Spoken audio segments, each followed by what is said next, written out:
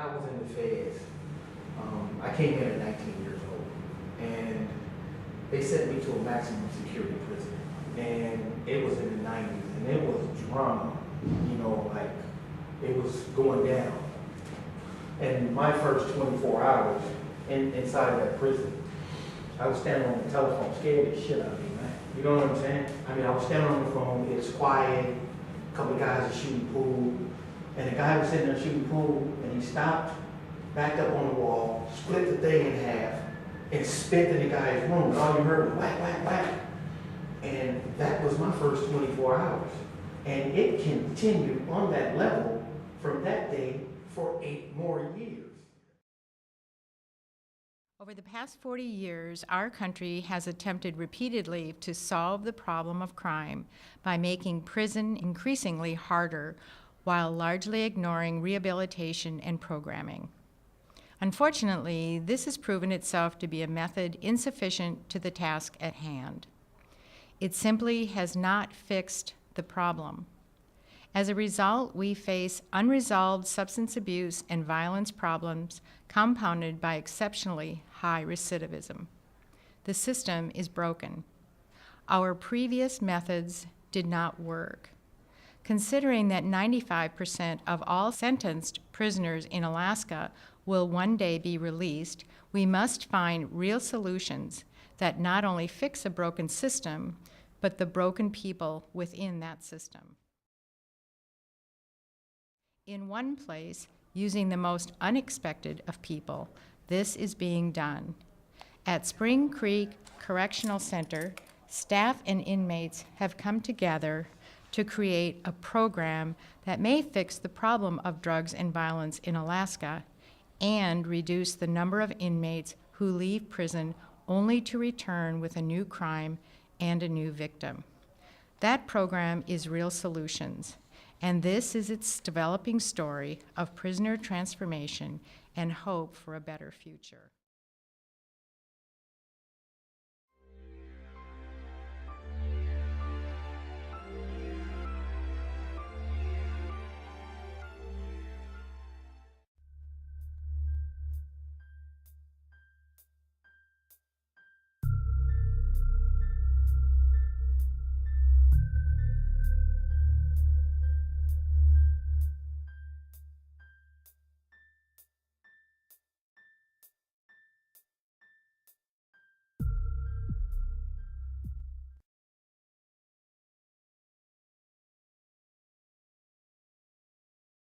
It does affect the way you act when you get out.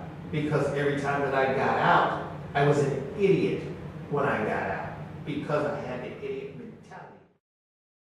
Our behavior is a direct reflection of our environment. Anytime we transition from one environment to another, we're going to have behavior patterns that lag over during a period of adaptation. So of course our environment is going to affect our transition. The thing about prison violence is when we're out there in the other units, mines, and throughout the years, other facilities, you get a certain mentality. And then when you get to the streets, if you take that mentality with you, you can't interact in society the same way you would in a prison society. So then, when you're acting on that mentality, it is prison violence. Because you're trying to do things by any means necessary when it doesn't have to go to that extreme. I don't think anybody out there in the public would have wanted to live next door to me when I was 22, 24 years old. Nope. Nope. That would have been a tragedy for, somebody. Because I wasn't a very nice guy at 22 and 24 years old. I didn't know anything. I didn't know anything but crime.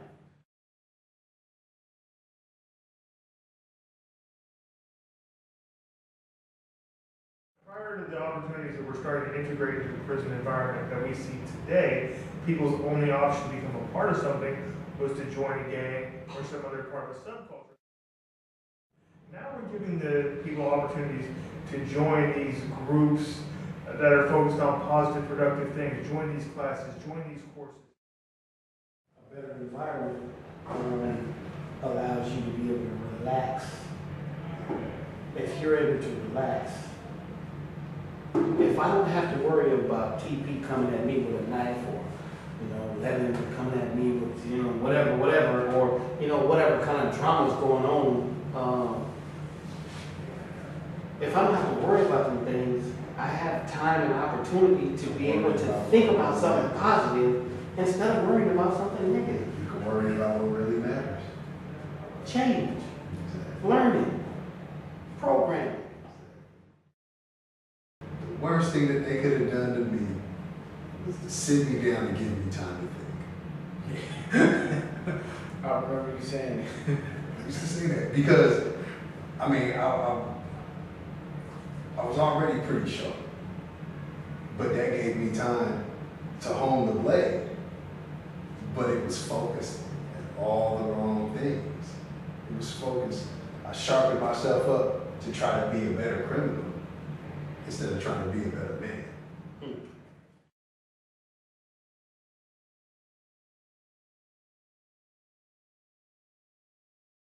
If you're around people who all day, every day are pushing that hard line, then we feel pressure to engage in the same.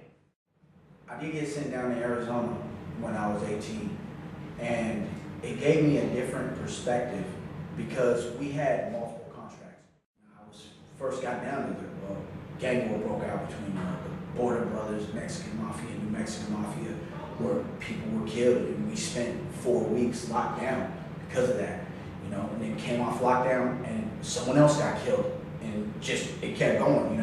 For like the next 3 months, we spent most of that time on lockdown. It was a pretty violent place, especially with the DC and the Washingtons. I watched a guy get his whole body burned with hot oil straight from the deep fryer. And 2 other people got splashed with it. Sucks to be them. What we need to remember, what it's never far from my mind, is that this place was built to punish. This place was built to oppress and depress the people that they put in here.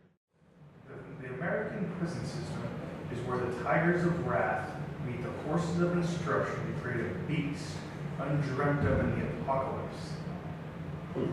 We come in young and angry and are taught the wrong things, and that hostility combined with criminal mindset and enhanced criminal skill sets turns us into something that society doesn't want to see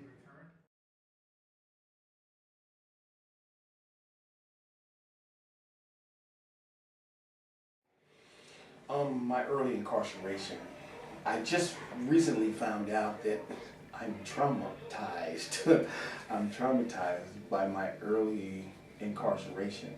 I thought it was just normal life, normal prison life. But as I learned and look at the past, man, I was stuck in an environment where it was a kill or be killed kind of an attitude going on. A federal prison, maximum security prison, and walking into that type of environment, it wasn't a good thing for a child, and I consider myself as a child then.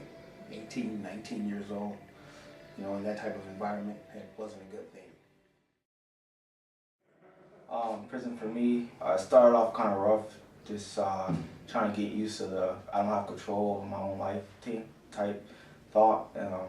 So I was pushing back against staff and things like that for a while. And I eventually squared up, I began taking classes and going inside and thinking about who I am as a man. And I got in line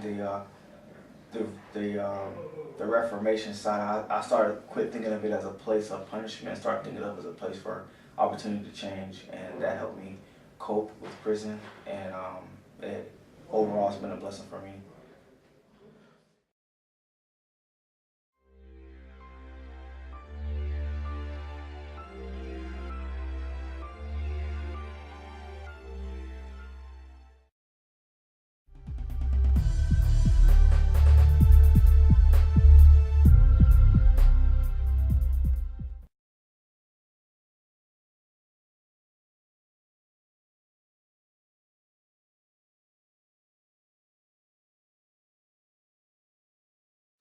I started doing substances at a really young age. My older sister, she started at a young age too, so I started at a young age. It was just the thing to do with friends and stuff.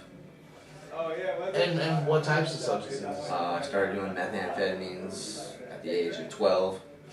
I started doing heroin when I was 15, and I've done it continuous till right now. Well, it went from minor usage to full out-blown habitual, and then prison. Well, and like what types of substances? It would be marijuana, meth, and alcohol. As I said, I started getting high at 16 years old, and cocaine was my drug of choice. I didn't like to drink. I didn't do any of the other stuff. But cocaine was just like, it just grabbed a hold of me. Just on the experimentation, you know how kids do, they experiment with stuff. Yeah. And you know, I experimented with that, and it grabbed a hold of me. And it kept a hold of me for 30-something odd years. You know, that's where I'm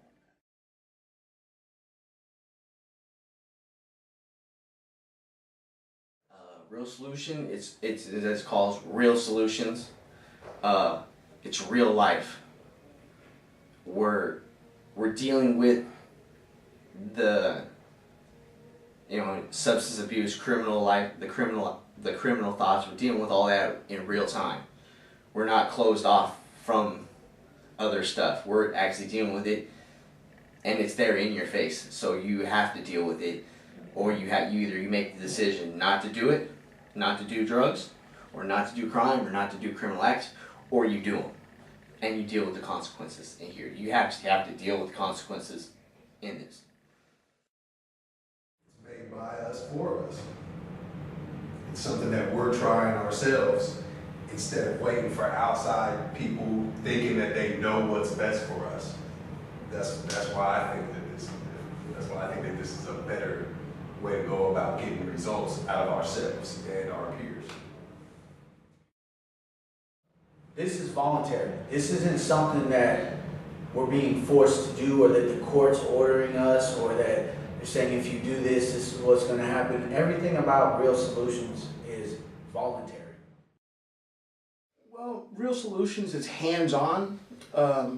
It gets into the education about addictive behaviors, and of course, I like one of the founders, which is Brian, who talks to me quite a bit about it, and I just like the way it's put together. It's basic, but it's educational. Not everybody in this program is getting out. So people that aren't getting out, they have a lot more input when it comes to knowing what it's like to not be able to get out. So it's a different perspective. If you can understand where I'm coming from with this, it's a different perspective. It's like, hey man, I'm not going to have that opportunity, so try to take something that we learned here and show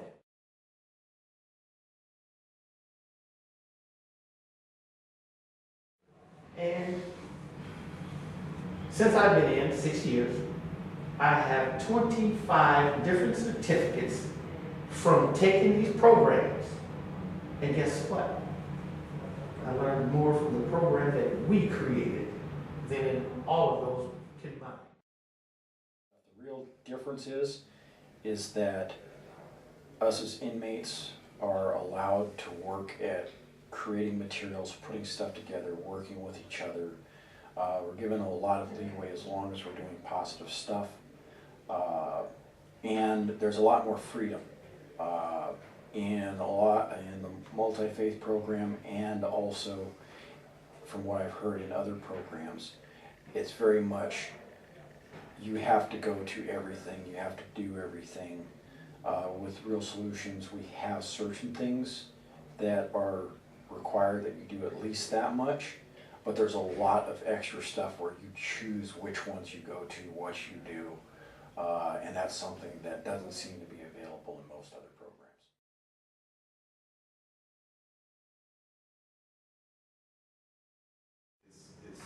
It's a different kind of rapport talking to somebody that you know has been through what you've been through, when, what's the word I'm looking for? It's easier to talk to somebody that's going through the same shit or has been through the same shit that you have versus somebody that's just done some research and think that you acted a certain way or you're feeling a certain way for something that they don't even understand. Yep. Yeah. And your interaction with them is on a more mutual, respectful basis than it would be somebody who you view as a possible authority. I don't come to group with an attitude of trying to tell the teacher or the group leader what they want to hear. I come to tell my peers, my people, the people that I've gained a trust with, what I'm going through, what I've been through. That's exactly what this environment does. Is it gives people the confidence to let down their defenses and go ahead and open up and honestly tell themselves what their issues are and what they need to deal with, while at the same time getting to know everybody else around them without their defenses up. And it's just a way more comfort level for you to be able to face yourself without judgment.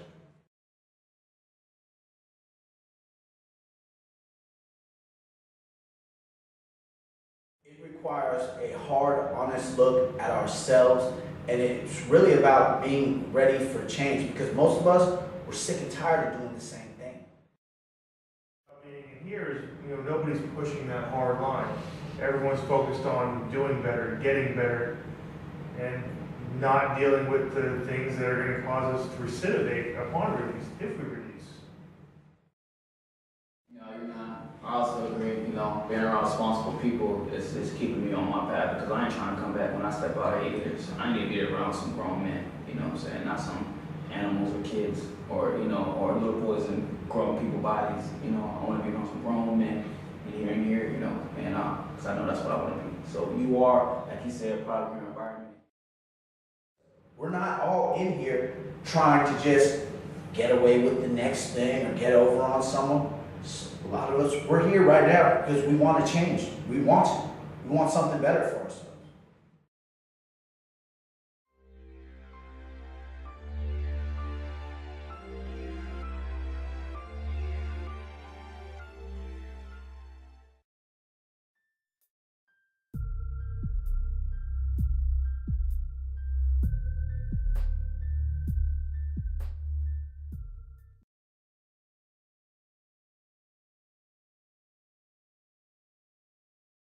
In October 2017, Michael Williams, a member of the Restorative Justice Initiative Committee, informally approached staff to see if it would be reasonable to put together a class specifically intended to address the obvious opioid epidemic at the facility. This class would be part of an alternative answer to the problem rather than focusing only on putting people in segregation as punishment for using illicit substances.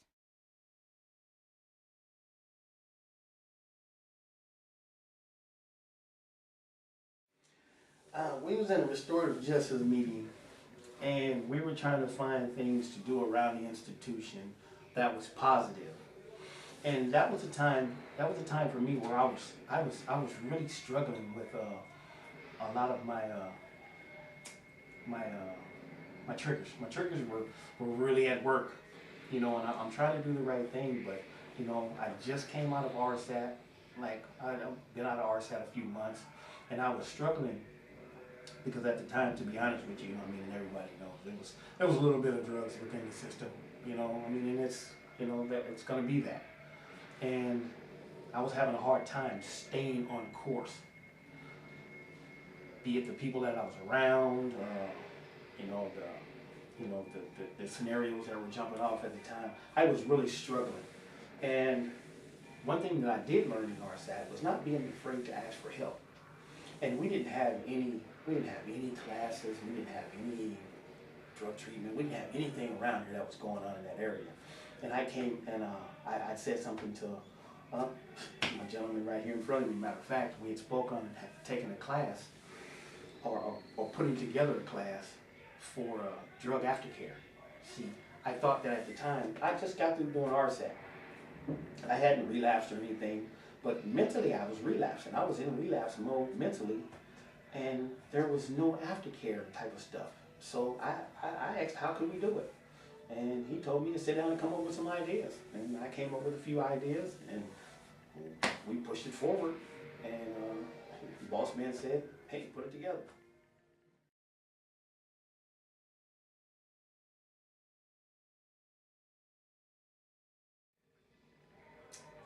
Everything had to go through them. Okay. I mean, it was a restorative justice initiative.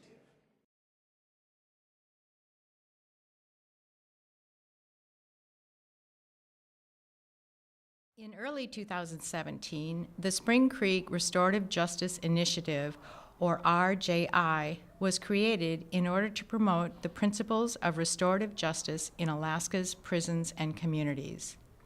The founding prisoners believed, 1, that restorative justice could better meet the needs of Alaska's prisoners, crime victims, and communities. 2, that because Alaska's constitutional and statutory framework is consistent with the principles of restorative justice, restorative innovations could be made in the existing criminal justice system, and that they, the prisoners, could provide a unique service to the ongoing criminal justice reform movement through the formation of a group that will partner with the Department of Corrections as well as outside agencies and entities in a concerted effort to enhance the quality of prisoner rehabilitation and increase the rate of successful prisoner reentry.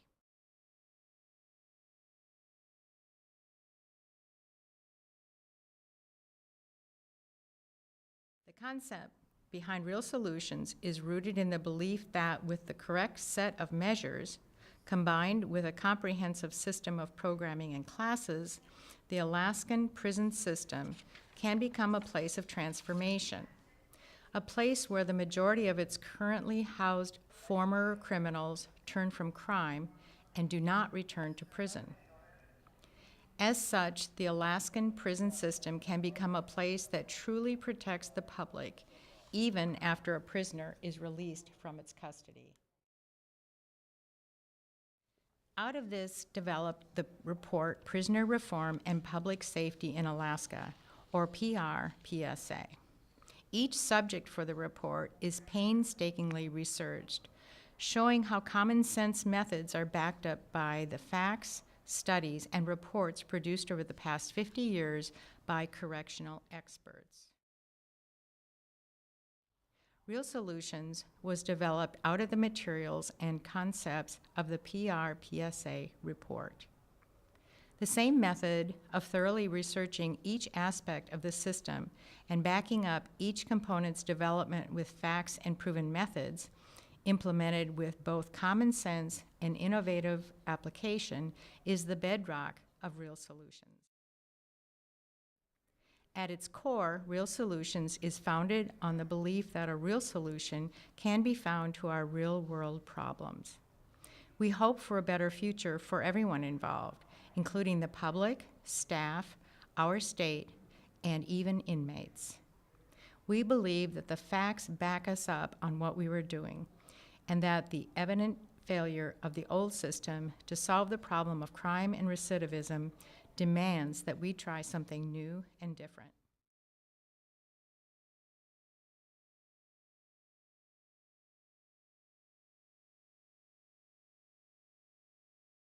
The goal of Real Solutions is to create an answer to the problem of both the substance abuse in Alaska's prisons and the lack of sufficient programming, which will ultimately help those re-entering society break the cycle of recidivism and not return to prison. As a result, we are working to provide real-world solutions to real-world problems using the best methods available and striving to do this without a high overhead cost.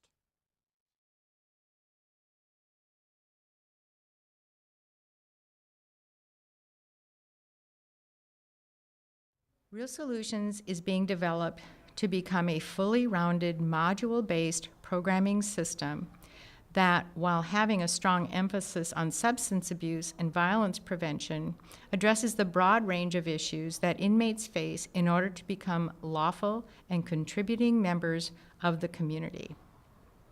Although bookwork and educational videos is part of the curriculum, our emphasis is on peer-to-peer discussion in order to learn from the personal experience of other like-minded individuals. The initial two-part intensive progression lasts about 12 months, and while having a basic foundational structure, it is intended to be customized to the individual participant. Rather than simply dealing with surface issues, the system delves down to discover the real root cause of our addiction and/or criminal behavior, then works to build the participant up. Upon completion of the initial intensive progressions, a participant transitions to a lower intensity aftercare system. Then about 6 months before release, moves to the module-based core restoration, which utilizes both core materials and the Change Company's Getting It Right series of interactive journals.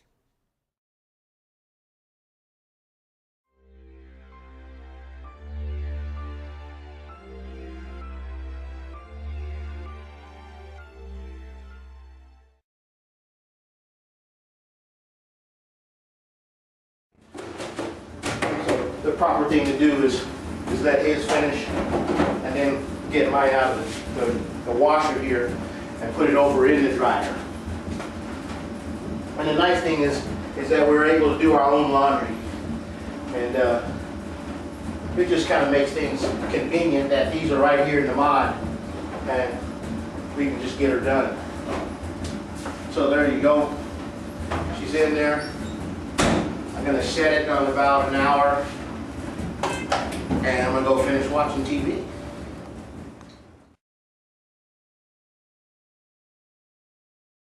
Does it fill the empty time? Yes, it does. And what do you use it for? What do you watch? Sports, movies, news. What's the most popular shows?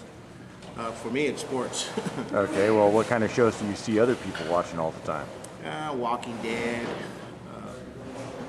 just to name a few. How popular is VH1? I think it's pretty popular.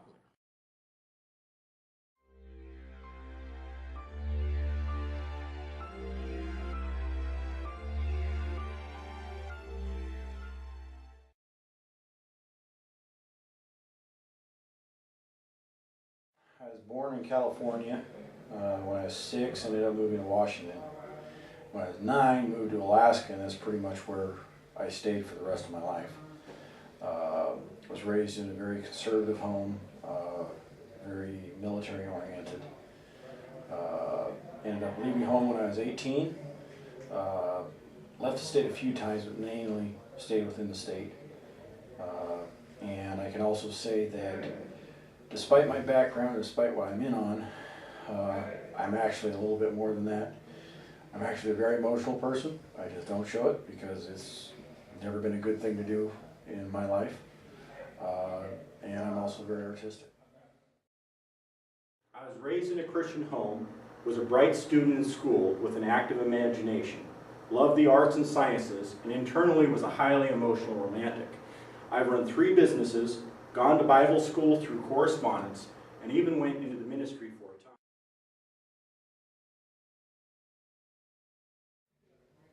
Moved around a lot, traveled when I could, played paintball, ran businesses, tried to help people when I could. I actually was real big into donating my time for different causes when I was out there. I had a lot of different jobs. I also worked as a carpenter, choker setter, cannery worker, powder monkey, and computer game developer, among other things. I often went out of my way to help the less fortunate. I dreamed of creating a successful game design business and starting a ministry of my own. I wanted to find a wife, buy a house, and have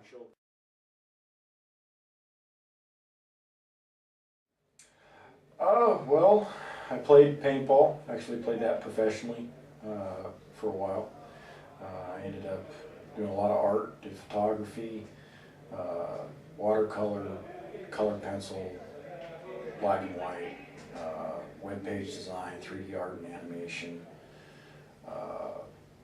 Played a lot of video games as part of my job because I had a game development business for a little while.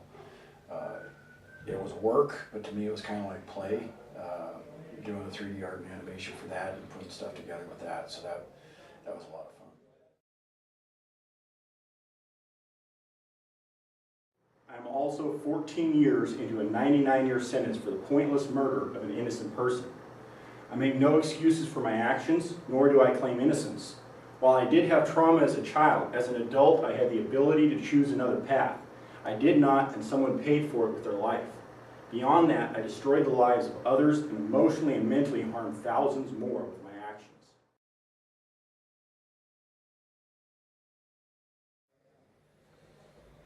A lot of different things. I've been in a lot of different prisons. Out of state, there was times that it was relatively okay and good, not much stuff necessarily, but okay. Food sucked, but still, you know, had rec, had stuff. It was a good time to be just around other people, even if you didn't have much. At the same time, there was a lot of violence. I committed some of it. I wasn't necessarily the nicest person at the same time that I actually thought things were going pretty good, which may have been the reason I thought things were going pretty good for me. Exposed to the predator-prey culture, I had no desire to be prey and did whatever it took to stay on top of the food chain, dominating those around me. I came in a murderer. I turned into a monster. At times, there's been a lot more violence in the prison system, and during those times there was a lot more stress, a lot more issues. Eventually, though, I could no longer continue down that path. I felt guilt for what I had done to come to prison already and realized that no matter the reasons behind my doing it, my actions in prison were unjustified. At its root, I did not like why I had come to prison, and I did not enjoy what I was doing to survive prison. I tried to use drugs and violence to numb myself to this, but it failed. I was simply running in place, repeating the same negative actions day after day. In response, I began to delve into my own spirituality while also seeking to educate myself in every way possible. It took time to turn the corner, but eventually I was able to be at peace with who I was and where I was going. As part of this process, and directly because of the pain I felt for having killed one and hurt so many others, I tried to find ways that I could not only change my life, but also the lives of other inmates. I believed, and still believe, that if I could cause other inmates to stop committing crime and victimizing people, I could make up for a little of what I had done and pay back society. Lately, I can say that there's a lot of positive stuff going on, and that's where it's changed for me. I mean, before that, it was pretty much just surviving, trying to have as good a life as I possibly could, while, you know, eking out whatever existence, taking whatever I could. But now we actually have a lot of program, we have a lot of positive stuff going on. There's a lot of things trying to help me and others change, which hasn't been there before. I mean, at one point I got told to wait 2 years, until I was 2 years to the door to try to program when I asked for it. And because of how much time I have. And now I'm actually able to go to these classes I could never go to before. I can be in programs when I couldn't be in programs before. So there's a lot of changes that are very positive for what right now. It will never bring my victim back, may not heal the emotional scars I created, but it is what I can do in return. In 2013, this led me to become part of the multi-faith program at Spring Creek Correctional Center, then its senior coordinator from November 2014 until October 2016.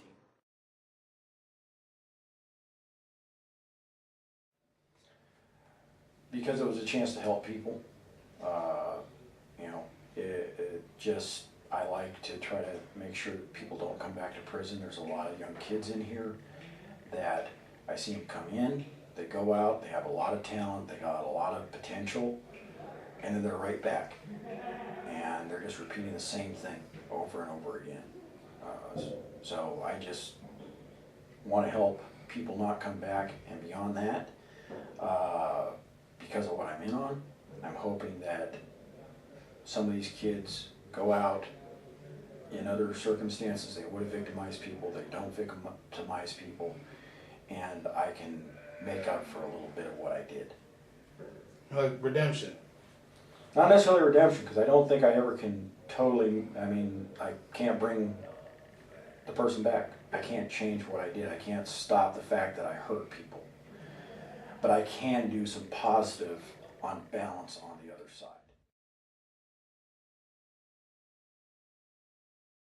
I like to see this be successful. I like to see it grow.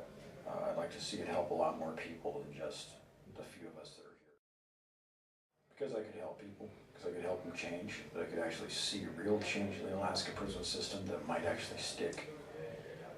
You know, it's one of my dreams is to one day be standing in a mod that's empty. The only guy there. See a friggin' punks. You know, that'd be nice to see happen. In the end, my journey is not done, but I found a positive purpose for my life and a way to do a little good in the world. Though I will never know if it happens, I can hope that my work with other inmates will one day save a life that otherwise would have been taken, thereby giving back but not making up for having taken one myself. I have done evil, but I wish to one day die having done good.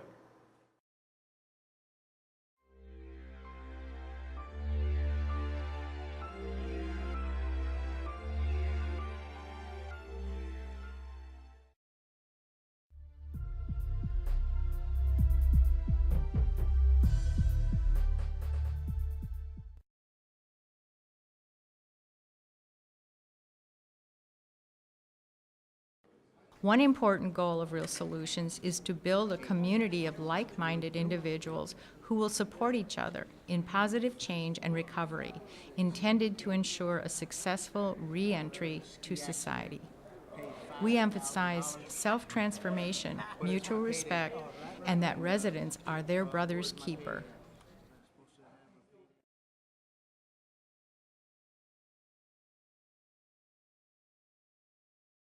In order to create a strong and successful module, Real Solutions has worked to ensure that its base structure can fulfill the tasks given it and will perform consistently as expected.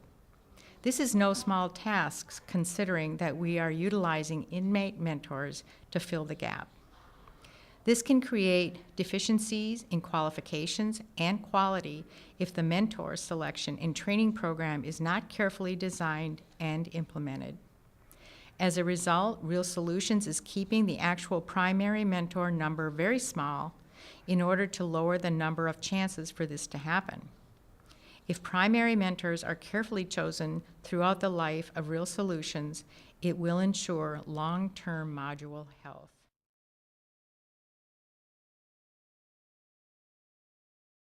The primary mentor acts as the primary liaison between Real Solutions and staff. Together, the primary and assistant primary mentors are tasked with ensuring Real Solutions achieves its goals. Trust is extended to the primary mentors, and they are then entrusted with ensuring the program's smooth operation and continuing success.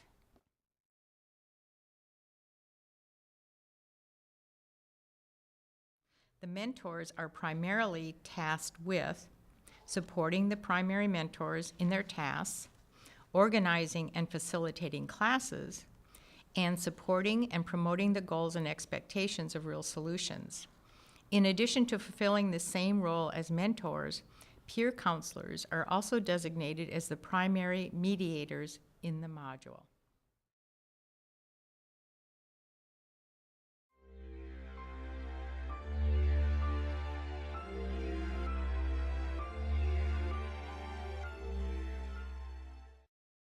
Okay, so tell us about this room. Let me show everyone what we got here. Basically what we do up here, this is kind of like the inmate conference room. We do classes up here, we watch videos up here, we also have daily breaks up here, and it's kind of a multi-room where we can kind of get together and teach each other.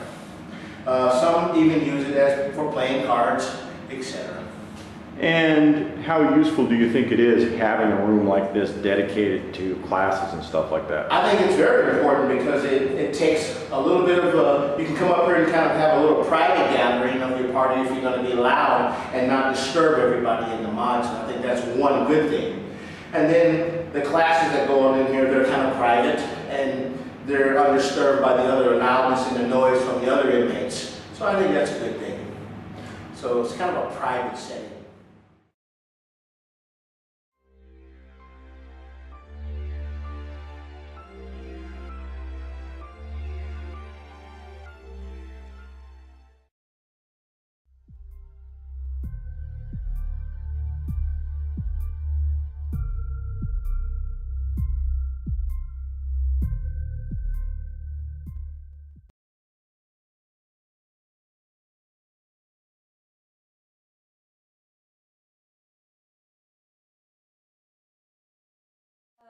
Not been what I expected.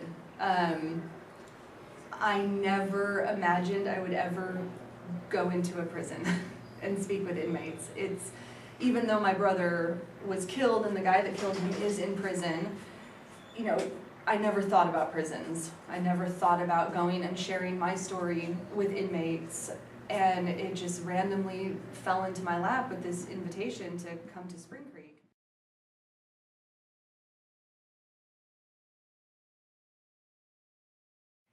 Well, I mean, you know, being on the outside, prison is portrayed in this way, you know, through TV, movies, news.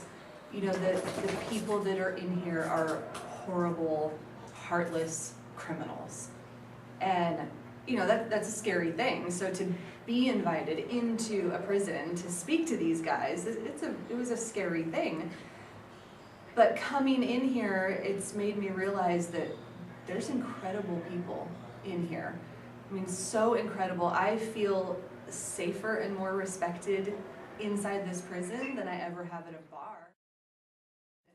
You know, it's opened my eyes to the fact that there's not evil people within these walls.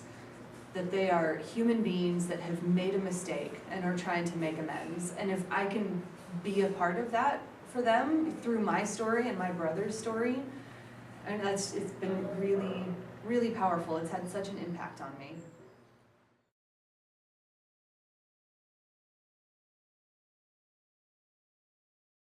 I'm helping them, but they're helping me. I mean, sometimes I feel like I'm getting way more out of this than they are, because it's opened me up to look at my life differently, to look at the guy that killed my brother differently.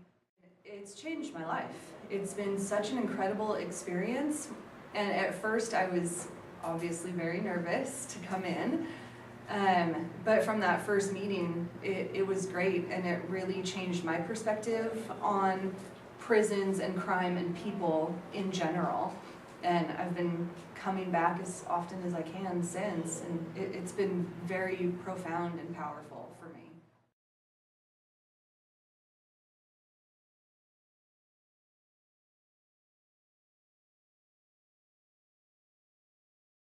I mean, it seems like it could grow within Spring Creek itself and potentially set an example for other prisons to follow the model that Real Solutions is creating.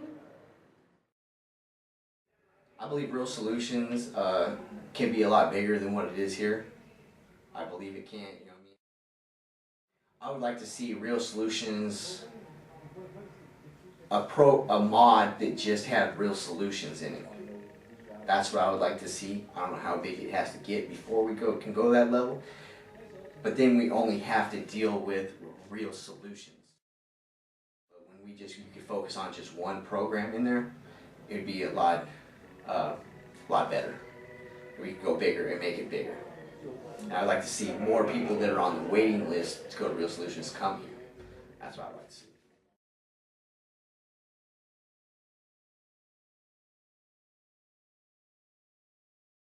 There's a lot of things that I present to the group that are new things for them because they just didn't grow up learning these things. A big one is to use a wise mind before we jump and make just a strictly emotion-based decision, which is what brought a lot of people here, is just making emotion-based decisions. So I see people listening, I see people's patience improved, I see people stepping back and looking at a broader view, which means there's less selfishness. I see people knowing that if they have a relapse or some mess up along the way, it's the importance of coming back and saying, yes, I did that, not being afraid to take responsibility and move forward. And that's one of the things about our community over there, is we welcome that. Please come back, please face us, and move forward, and we'll walk side by side. It seems like I said, it is that safe place for the guys to get together and talk. And it seems supportive, and that was very clear, that they were there to support one another, to not judge one another. And I mean, that's what it's about, right? When you're going through these things, to have this group that you can rely on, that is there for you and isn't going to judge you. And especially in a place like this, it seems like you would really need that sense of community and that family feel of having those people that you can go to when you're having a rough time, and those people that get what you're feeling.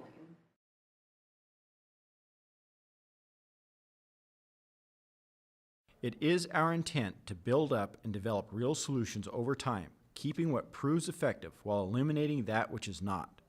In this way, rather than being a static and unchanging system, real solutions will perpetually continue to improve, using every tool available.